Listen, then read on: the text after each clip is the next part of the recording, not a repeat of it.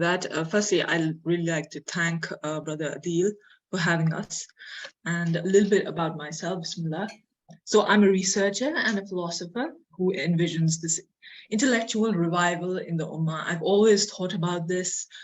I don't know since when I've had this idea. What if we could have the golden age back? From the day I actually learned what the golden age, the Islamic golden age was.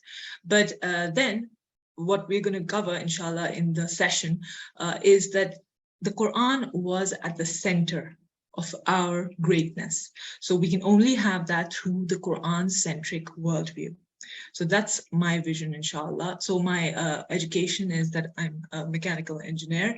I'm also the content director at No, our organization, and the Second Golden Age, which is a series of videos, articles, podcasts, and a lot of stuff actually, all covering this first intellectual revolution in Islam, which happened to be like the first international intellectual revolution in history, and how we can revive that again using the same principles. So we covered that in this series, the Second Golden Age.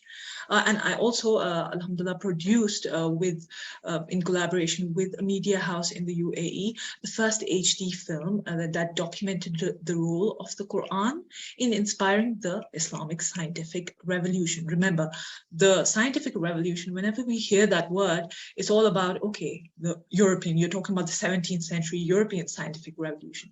But actually, the first scientific revolution is what happened in the Muslim world.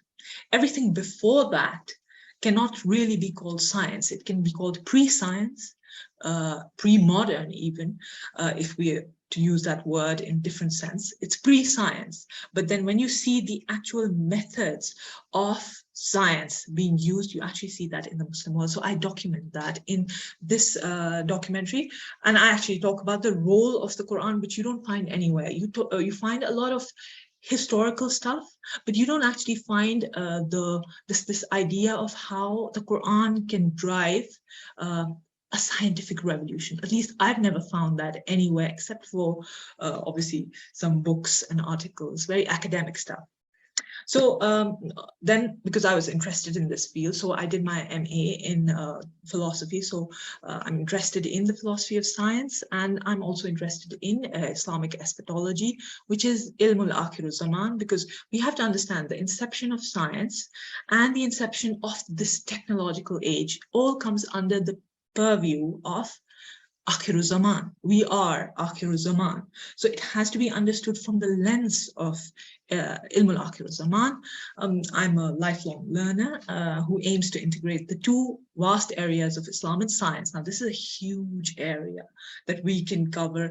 There's so many things that have to be covered in this field, but then inshallah, what I wish to do is I want to integrate this huge, vast field with the extremely infinite field of Islamic eschatology, inshallah. That's from my side.